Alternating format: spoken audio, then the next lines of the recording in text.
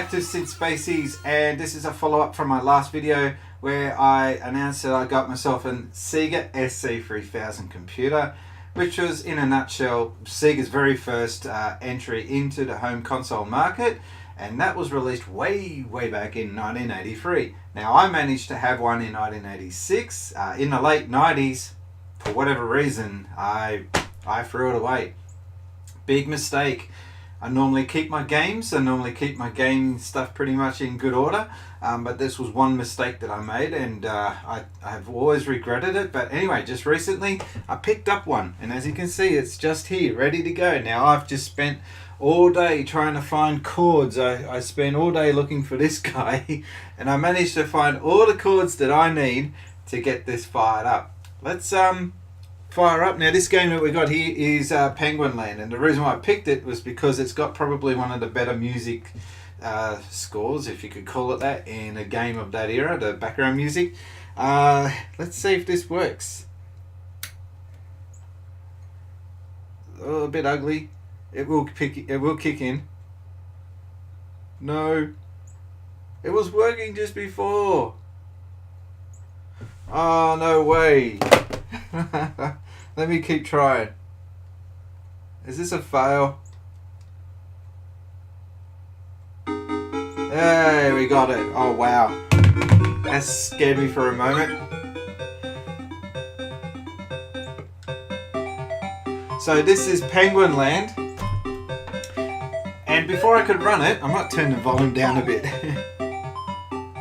So before I could run it, I needed a controller, and I don't actually have the old original SC-3000 controllers. I never did own one. But what I've got here is a Sega control stick.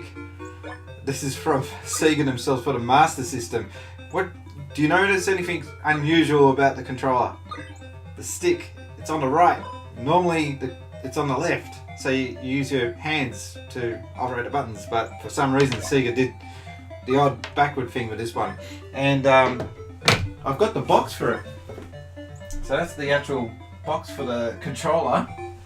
And I love the controls direction, the instruction manual. It's in many different languages, but it just says here, it has 8 directions and there are 2 buttons. Thanks for pointing out the obvious. How to use the stick and the buttons depend on the game being played. Thanks, Sega.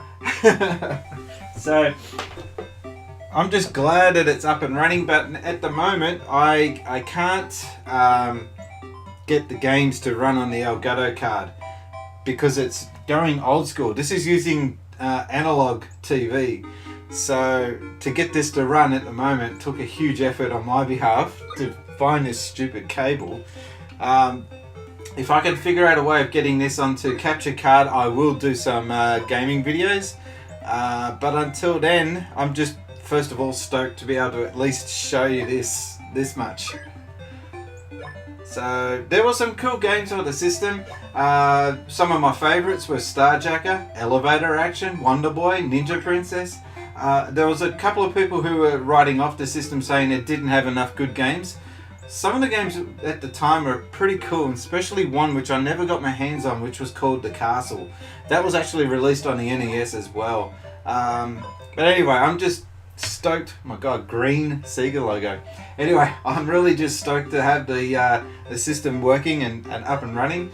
And there's more Sega consoles coming up later. I'll be doing some specials on them in the next following weeks. Until then, thanks guys.